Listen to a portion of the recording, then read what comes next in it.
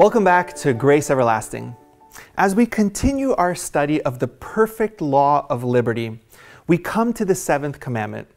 It brings up a touchy subject, and by touchy I mean like literally touchy. The commandment's recorded in Exodus chapter 20 verse 14. Thou shalt not commit adultery. Now, the seventh commandment is unique in that it deals with your physical body. So what does God say about our bodies? In 1 Corinthians chapter 6, verse 19 and 20, it says what? Know ye not that your body is the temple of the Holy Ghost, which is in you, which ye have of God, and ye are not your own? For ye are bought with a price. Therefore glorify God in your body and in your spirit, which are God's.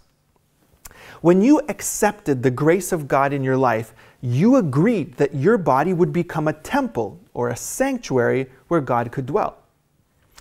The Apostle Paul summarizes this experience in Colossians 1:27 as Christ in you, the hope of glory. Your body has now become a sanctuary. 1 Corinthians chapter 3 verse 16 says, Ye are the temple of God, and the Spirit of God dwells in you. You have a responsibility then to keep your body or temple in a clean condition. And so the apostle continues in the next verse. If anyone defiles the temple of God, God will destroy him, for the temple of God is holy, which temple ye are. The worst way in which you defile the body temple is by sexual immorality. 1 Corinthians chapter 6, verse 15 to 18. Do you not know that your bodies are the members of Christ?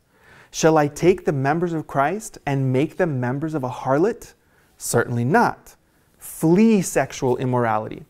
Every sin that a man does is without the body, but he who commits sexual immorality sins against his body. Then marriage is a protection against defiling the temple of God which is in you.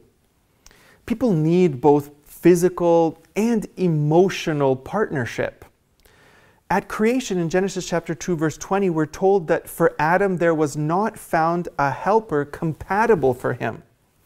So to remedy this situation, Eve was formed.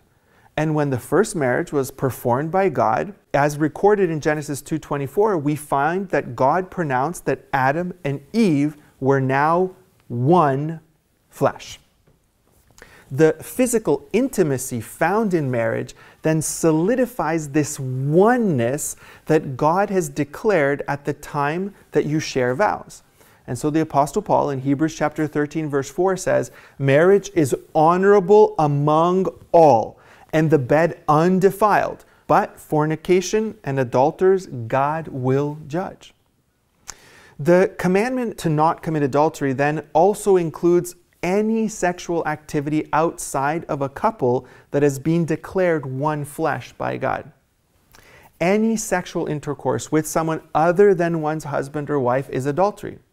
This extends also to any of the wicked acts such as rape, incest, sexual abuse of a minor, and any other act outside of the bonds of husband and wife. In the list of sins found in 1 Corinthians chapter 5 verse 11 and Colossians 3 verse 5, fornication is the first sin that's listed. In discussing this commandment, Christ extends the sin of adultery beyond the physical act to anything that would produce lust. Matthew chapter 5 verse 28 in the Sermon on the Mount, Jesus says, whosoever looks at a woman to lust after her has committed adultery with her already in his heart.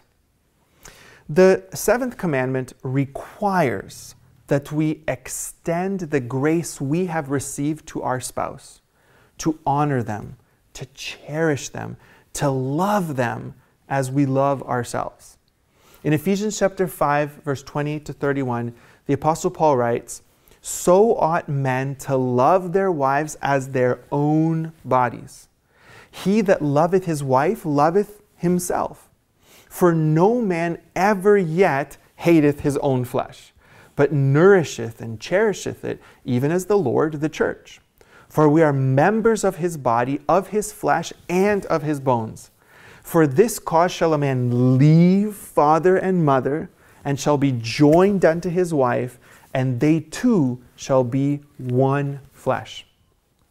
You have consecrated your body a living temple to the Lord. No wickedness must be permitted inside this temple.